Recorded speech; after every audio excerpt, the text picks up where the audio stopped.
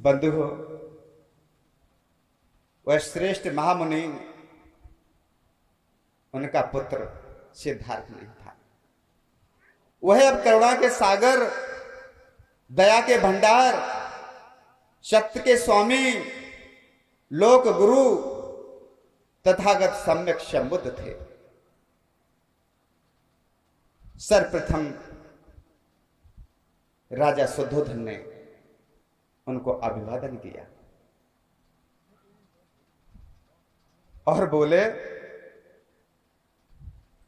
तुम्हें दे के 7 वर्ष हो गए हैं, इस क्षण के लिए कितने तरसे हैं हम। क्योंकि राजा शुद्धोधन ने अपने बेटे को अपनी आंखों से 7 वर्ष बाद निहारा था। तब बुद्ध ने आसन ग्रहण किया। राजा ने आतुर होकर अपने पुत्र को देखा।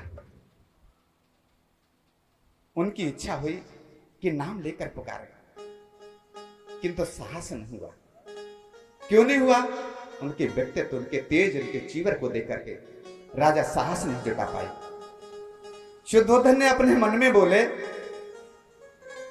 सिद्धार्थ, अपने वृद्ध माता पिता के पास वापस आ जाओ और फिर एक बार मेरे पुत्र बन जाओ।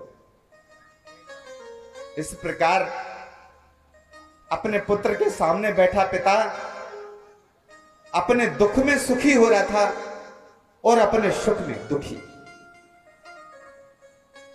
तब तथागत बुद्ध ने सांत्वना दी और कहा, मैं जानता हूं राजन, तुम्हारा हृदय प्रेम से गदगद है और तुम्हें अपने पुत्र के वियोग का दुख है। राजन, प्रेम जो तुम्हें बंधन में बांधे है ना, तुम अपने पुत्र से जो बंधे हो, जो तुम्हें छोड़ करके चला गया, उसी करुणा के साथ तुम अपने अगर सारे भाई बंधुओं, मानव बंधुओं को अगर देखो तो तुम पाओगे अपने पुत्र के स्थान पर तुम प्राप्त करोगे, तुम्हें वह मिलेगा जो सत्य का शिक्षक है। तुम्हें वह मिलेगा जो पवित्रता का उपदेशक है, जो शांति और निर्वाण लाने वाला है। जब शुद्धोधन ने अपने पुत्र बुद्ध के ये मधुर वचन सुने तो प्रसन्नता के मारे कांपने लगे, कांप उठे, हाथ जोड़ करके बोले, आंखों में आंसू भरकर बोले, अद्भुत परिवर्तन है। दुखी हृदय शांत हो गया।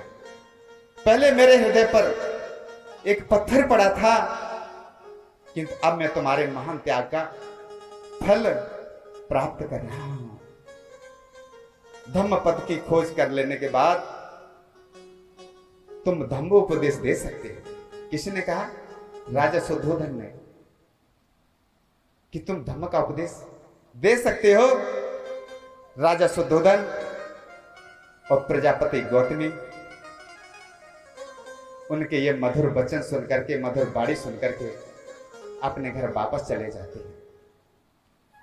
भिक्षु संघ सहित तथागत बुद्ध उसी उद्यान में विराजमान रहते हैं और अगले रोज तथागत बुद्ध ने अपना भिक्षा पात्र लिया और भिक्षु संघ के साथ कपिल वस्तु में फैल गए भिक्षाटन के लिए। दरवाजे पर जाके खड़े हो जाते हैं, मौन। जो कोई भिक्षा के रूप में भोजन जो भी कुछ डाल देता है उसे अनुमोदन करते हुए, साधु साधु बोलते हुए ग्रहण कर लेते हैं। जब राजा शुद्धोधन को यह पता लगा कि तुम्हारा पुत्र कभी इस गांव में, कभी इस नगर में रथ में बैठ करके नौकर और चाकरों के साथ में घूमने निकलते थे, उस नगर में आज भिक्षा पात्र लेकर के घर घर भिक्षा मांग रहे हैं। इस विचित्र अफवाह को सुनकर राजा शुद्धोधन वहां पहुंचे और उन्होंने देखा तो उनका पुत्र अर्थात तथागत बुद्ध एक दरवाजे पर खड़े भिक्षा के लिए पात्र लिए। इस प्रकार जब राजा शुद्धोधन ने बुद्ध को देखा तो एकदम बोले कि तुम मेरा यह अपेस क्यों करवा रहे हो? तुम भिक्षा मांग रहे हो? क्या मैं तुम्हें और तुम्हारे भिक्षु संघ को भी भोजन नहीं करा सकता था? तथागत ने उत्तर दिया कि राजन, यह मेरी वंश परंपरा है, यह मेरी वंश परंपरा है। क्योंकि और भी जो बुद्ध हुए ना वो भिक्षा पर ही निर्भर रहे। तो राजा बोले लेकिन यह कैसे हो सकता है? शाक के वंश में कभी भिक्षा नहीं मांगी गई, भोजन के लिए किसी ने भीख नहीं मांगी। सिद्धार्थ बोले राजन, निश्चय से आपका वंश शाक के वंश होगा, निश्चय से आपका वंश ये राजाओं का वंश होगा, किंतु मेरा तो पूर्व बुद्धों का वंश है। यह भी प्रमाण मिलता है। जब बुद्ध ने ये शब्द क्यों कहे कि मेरा तो पूर्व बुद्धों का वंश है, उन्होंने भोजन के लिए भिक्षा ही मांगी, हमेशा भिक्षा पर ही निर्भर रहे। शुद्धोधन ने कोई उत्तर नहीं दिया क्योंकि उनके पास कोई उत्तर नहीं था। और तथागत ने अपने पिता से कहा कि यदि आप अपने को इन मिथ्या स्वप्नों से मुक्त करें, यदि आप अपने को इन मिथ्या स्वप्न, कौन से कि मैं राजा हूं, शाक वंश का हूं, तो इस मिथ्या स्वप्न से अगर मुक्त करें, यदि आप सत्य को देखें, यदि आप पवित्र पथ पर चलें, तो आपको अच्छे सुख मिलेगा। क्या मिलेगा? अच्छे सुख। अच्छे कहते हैं वो परम ज्ञान, और जिसको ज्ञान मिल जाए उसे धन की कोई लालसा नहीं रहती। शुद्धोधन ने मौन रहकर ये शब्द सुने और फिर उत्तर दिया, मैं तुम्हारे कथनानुसार, तुम्हारे कथनानुसार, कहे अनुसार अपने आप को उसमें आचरण करने के लिए भरकस प्रयास करें। सिर्फ ये शब्द कहा, मैं भरकस प्रयास करूंगा।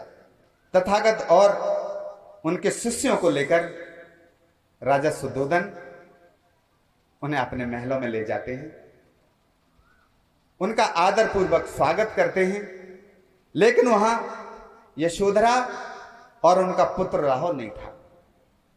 उस महल में उनके सगे संबंधी, रिश्तेदार और भी लोग आ गए, सब दिखाई दिए। बुद्ध ने देखा क्योंकि उनको ऊंचे आसन पर बिठाया गया कि भाई बंधव परिवार के सब लोग हैं, लेकिन यहां अगर कोई नहीं है तो उनका पुत्र राहुल, जिसे वो 6 माह का छोड़ के गए थे, और उनकी जीवन संगिनी अर्थात गोपा, जिनका नाम यशोधरा था, वो यशोधरा नहीं है। अपने सभी संबंधियों को और मित्रों को, सबको उन्होंने देखा, सबसे भेंट की, और उन्होंने सोचा कि यहां यशोधरा नहीं है। राजा शुद्धोधन ने उनको खबर भी भिजवाई, किनको? यशोधरा को, कि तथागत बुद्ध आए हैं, तुम्हारे पति आए हैं, तुम पुत्र को लेकर के आ जाओ। तो यशोधरा ने क्या उत्तर दिया था कि मैं नहीं जाऊंगी, मैं नहीं जाऊंगी। यदि मैं इस योग्य समझी जाऊंगी तो तथागत बुद्ध स्वयं चलकर मेरे महलों में आएंगे। जब बुद्ध को ये समाचार मिला तो बनते सारिपुत्र और मोगललान से बुद्ध ने कहा कि चलो यशोधरा से मिलते हैं। रास्ते में, मार्ग में उन दोनों भिक्षुओं से तथागत बुद्ध ने कहा कि मैं तो मुक्त हूं, मैं तो मुक्त हूं, लेकिन यशोधरा अभी मुक्त नहीं हुई है। इतने लंबे समय तक उससे न मिलने के कारण, मुझे न देख पाने के कारण वह बहुत दुखी होगी, और जब तक उसका दुख आंखों से आंसुओं के द्वारा बह न जाए तुम उसे रोकना नहीं। उसे तो बुद्ध का चीवर छूना भी वर्जित था, कोई चीवर तक नहीं छूता था, पैर छूना तो दूर। तो बुद्ध ने अनुमति दे दी उन दोनों भिक्षुओं को, सारिपुत्र और मोगललान को, कि यदि यशोधरा मुझे छू भी ले तो तुम उसे रोकना नहीं। उन्होंने कहा ठीक है, और यदि वो मुझे स्पर्श कर ले, मेरे पैर भी छू ले, लिपट भी जाए, तो तुम उसे रोकना नहीं, जब तक उसका दर्द दुख आंसुओं से बह करके न निकल जाए। यशोधरा अपने गहरे विचारों में अपने दरवाजे पे खड़ी है और अपने मन में विचार कर रही है। क्या उसके मन में विचार चल रहे हैं? तथागत कर दो अब उद्धार, तथागत कर दो अब उद्धार।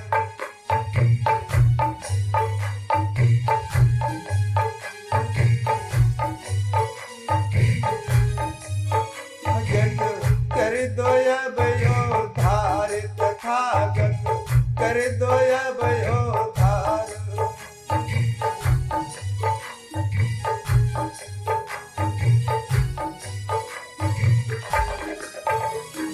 मैं तो बाबुरी दर दर भटकी,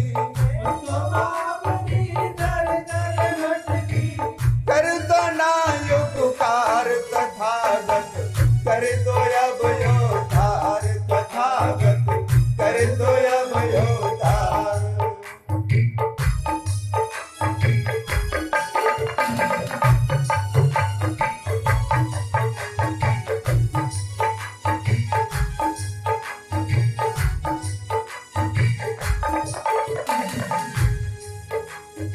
आधी उमरिया मेरी बीती, चेहरे पे आ गई मायूसी।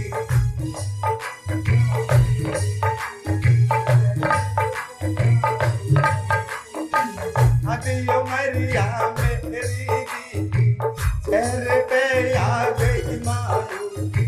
शाम रूप अब शाम तरस को मन में आवे,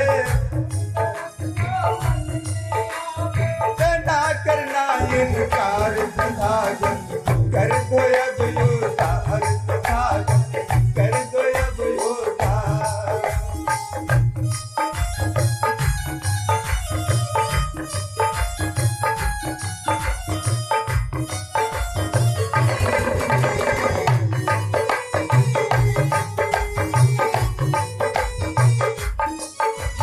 मैं तो हूँ प्रियतम की दासी, नाम में हो कोई भोग विलासी।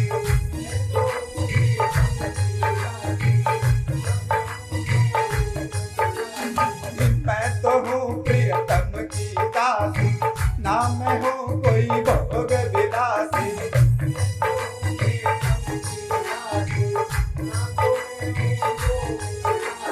शाम रूप अब रोज निहारूं, कब से तार, तथागत कर दो अब उद्धार, तथागत कर दो अब उद्धार।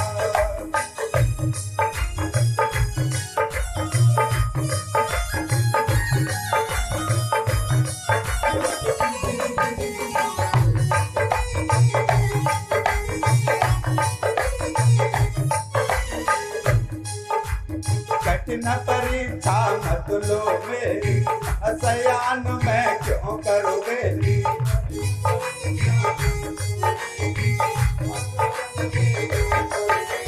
कठिन परीक्षा मत लो मेरी, सयान में क्यों करो देरी।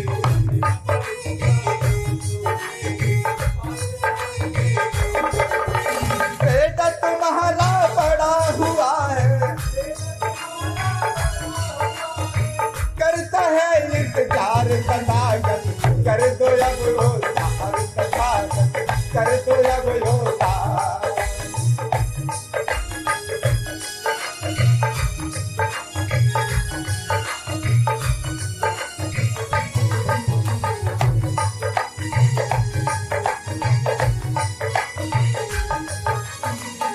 भूल हुई तो मुझे बता, अच्छा मार्ग मुझे दिखाओ।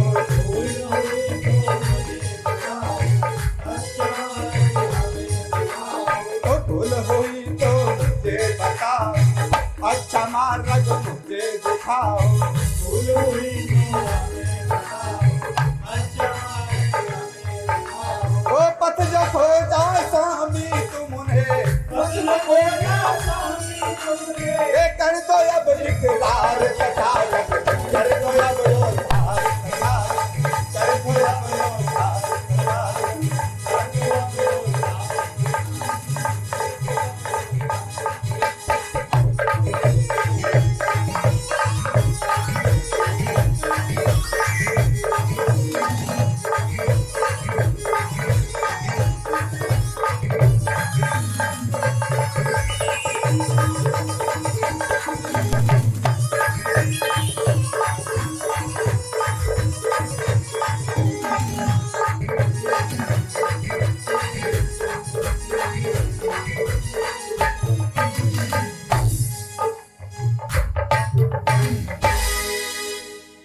बंधुओं, यशोधरा ने अपने मन में ऐसे विचार कर रही थी। उन्होंने ये शब्द क्यों विचार किया कि जो पथ जो खोजा स्वामी तुमने, कर दो इकरार, यानी बता दो, हमें भी बता दो। क्योंकि चलते समय यशोधरा ने कहा था, जैसे ही सिद्धार्थ गौतम अपने बच्चे को निहारते हैं और जैसे ही चलने को तैयार होते हैं, वैसे ही बोला था कि ठहरो, यदि तुम जा ही रहे हो तो ऐसे पथ का आविष्कार करना जिससे जलती हुई मानवता बच जाए। उन्हें पता था निश्चित रूप से मेरे पति कोई न कोई अच्छी खोज करके आए होंगे, इसलिए अब वो उनको जानना चाह रही हैं। और बंधुओं, ये गीत लिखने में, अर्थात ये मेरे गीत मुझ साझा किया है मेरी जीवन संगिनी सुनीता बौद्ध ने। बहुत इसमें उन्होंने सहयोग किया था, उन्होंने बहुत सारी चीज बताई थी। बंधुओं,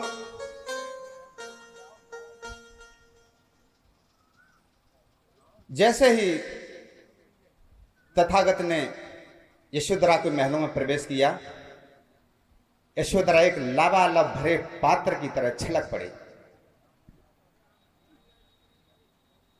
अपने आंखों के आंसू रोक नहीं पाई, वो तथागत बुद्ध से एकदम लिपट करके बहुत जोर जोर से रोने लगी।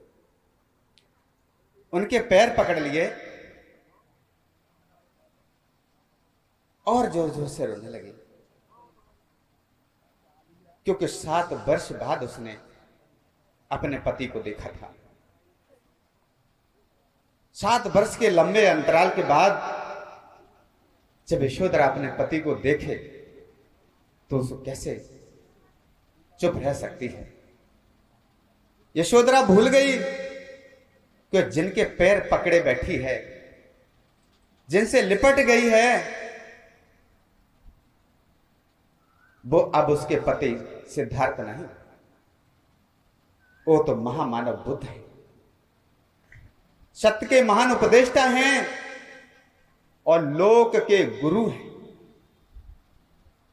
लेकिन जब यशोधरा को ध्यान आया कि यहां उनके ससुर सुद्धोधन भी हैं, तो उठी और आदर भाव से कुछ दूर जाकर के बैठ गई। तब शुद्धोधन ने यशोधरा की ओर से क्षमा मांगते हुए बुद्ध से कहा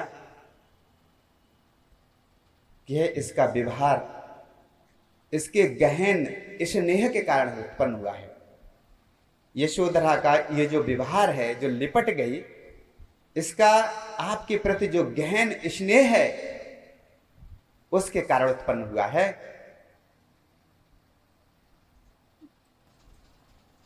इसने आपको जो 7 वर्ष बाद देखा है, इसीलिए से क्षमा करें। बुद्ध ने मौन रह करके कहा कोई बात नहीं। उसके बाद राजा शुद्धोधन ने जब तथागत बुद्ध को बताया कि जब उसके पति सिद्धार्थ अर्थात आप छोड़ करके चले गए थे तो क्या हुआ, एक गीत सुना।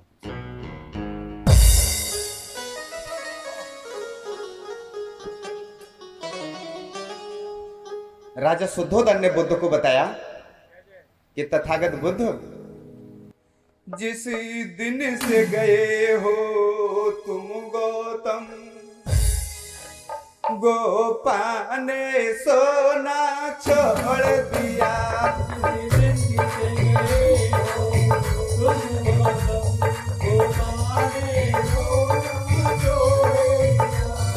दिन से गए हो तुम गोपा ने सोना छोड़ दिया।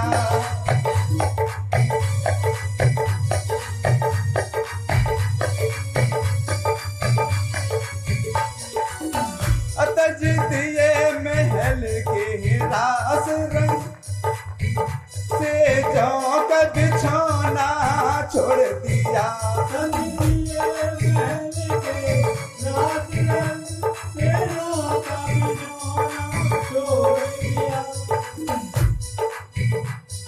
दिन से गए हो तुम गोपा ने सोना छोड़ दिया।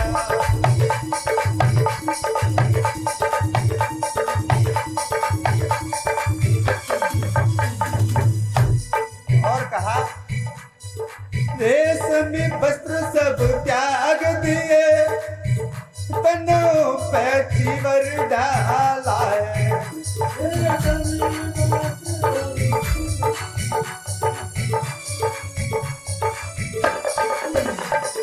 रेशमी वस्त्र सब त्याग दिए, तन पे चीवर डाला है।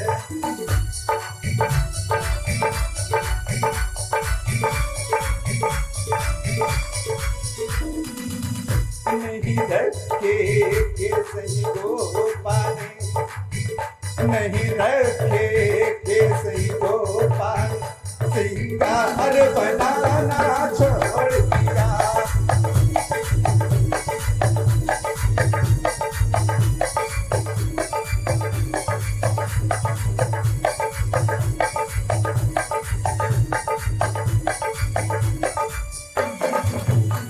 दिन से गए हो तुम गोपा ने सोना छोड़ दिया।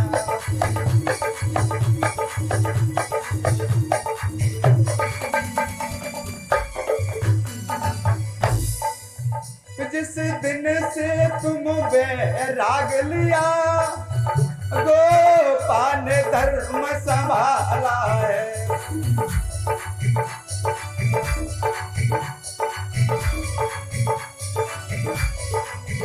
जिस दिन से तुम बैराग लिया, गोपा ने धर्म संभाला है।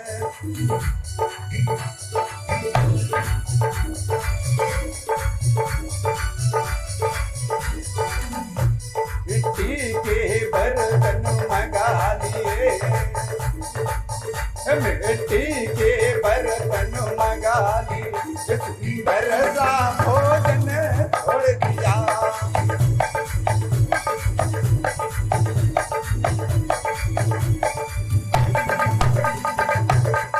दिन से गए हो तुम गोपा ने सोना छोड़ दिया।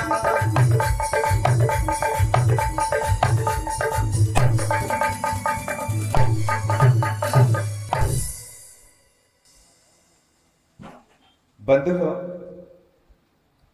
जिस दिन से सिद्धार्थ गौतम ने गृह त्याग किया था और जब यशोधरा को पता लगा था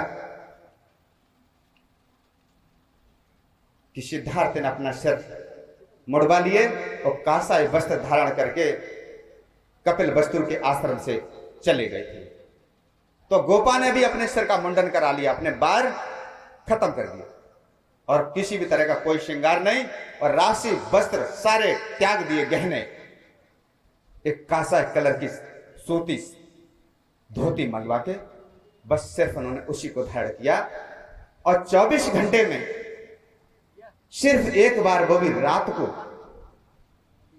ये समझ के कि शायद अब कहीं ना कहीं मेरे पति को भोजन मिल गया होगा, और वो भी एक मिट्टी का पात्र मंगवा लिया, उसी पात्र में सब कुछ जो भी खाना है उसी में डाल करके सिर्फ एक नियति समय पर वो भोजन करने लगी थी। इस तरह से जो त्याग सिद्धार्थ गौतम ने किया था, गोपा ने भी उससे कम। अंतर इतना था कि सिद्धार्थ गौतम ने जंगल में जाकर के अपनी तपश्चर्या की थी और गोपा ने अपने घर में रह करके। तब तथागत ने यशोधरा को उसके महान पुण्य और महान साहस की याद दिलाई। तथागत बुद्ध ने कहा कि हां, गोपा का साहस, यशोधरा का साहस और इनकी महानता ये मेरे लिए बहुत काम आई, क्योंकि यशोधरा ये तो उनको अनुमति न देती और ये न कहती कि ऐसे पथ की खोज करके आना जिससे मानवता बच जाए जल्दी। तो बुद्ध ने उनके उस महानता की याद दिलाई और कहा कि हाँ, गोपा का ये महान कार्य मेरे लिए बहुत ही लाभदायक रहा, और कहा कि जब वह बोधसत्व की अवस्था में बुद्धत्व प्राप्त करने के लिए प्रयत्नशील थे, बुद्ध ने बताया कि जब तथागत बुद्ध बोधसत्व के रूप में बुद्धत्व की प्राप्ति के लिए प्रयत्नशील थे, उस समय यशोधरा की पवित्रता, उसकी भद्रता और उसकी श्रद्धा, यशोधरा की पवित्रता, यशोधरा की भद्रता और श्रद्धा उनका सबसे बड़ा अमूल सिद्ध हुई थी। उसके बाद क्या होता बंधुओं, तथागत बुद्ध को भोजन के लिए ले जाया जाता है, भिक्षुओं के साथ में उनको भोजन कराया जाता है राजा शुद्धोधन के महलों में। तब यशोधरा ने अपने 7 वर्ष के बालक, उनका बालक कितने साल का हो गया राहुल? 7 साल का हो गया, और जब वो गए थे तब उनका बेटा मात्र 6 महीने का था। तो राहुल को क्या पिता, मेरे पिता कौन है, क्या मालूम? तो अपने बेटे को यशोधरा ने एक राजकुमार की तरह कपड़े पहनाए सुंदर से, और उसे राजकुमार बना करके उससे बोले कि यह समण,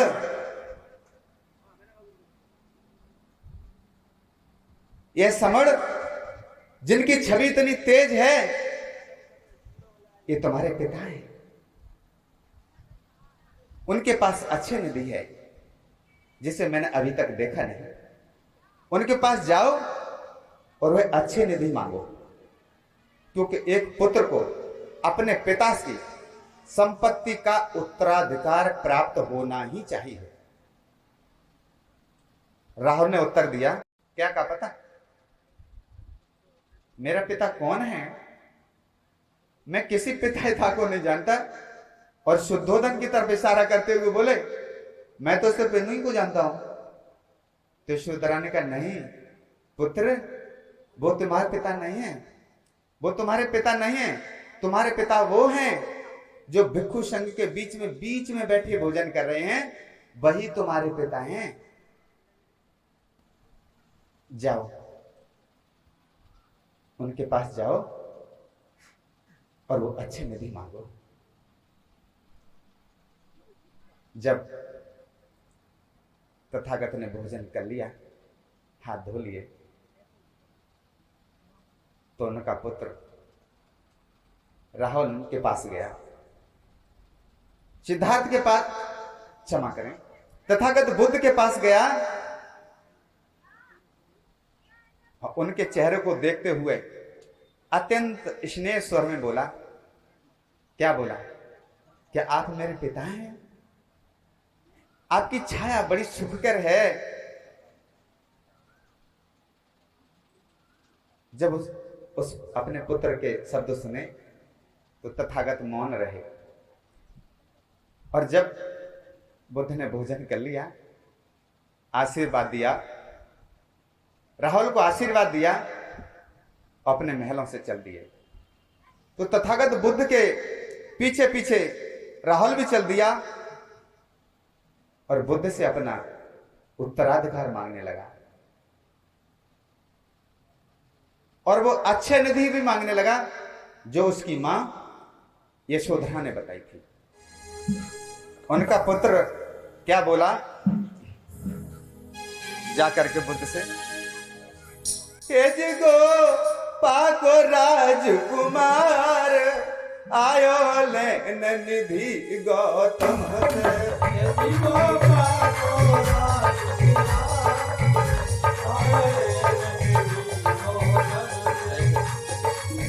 गो पाको राजकुमार आयो लेन निधि गौतम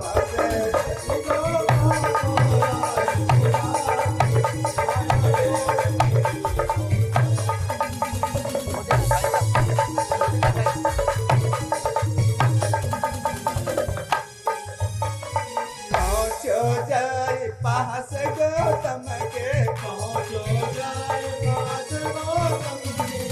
जाकर के बोलाय रहत से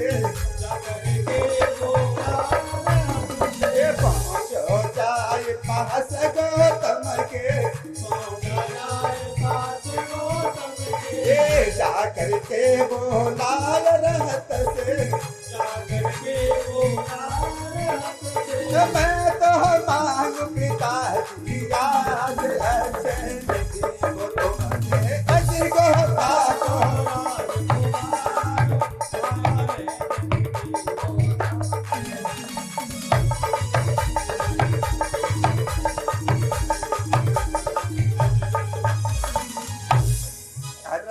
ने तब बचन उचारा राजपाठ ना कोई हमारा रहत ने तब बचन उचारा राजपाठ ना कोई हमारा मैं क्या तू तुमको याद आयो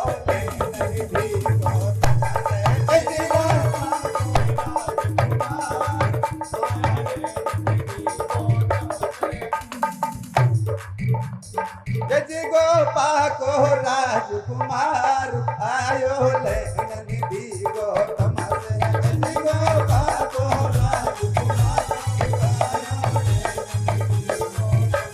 लेन निधि गौतम से पाको राज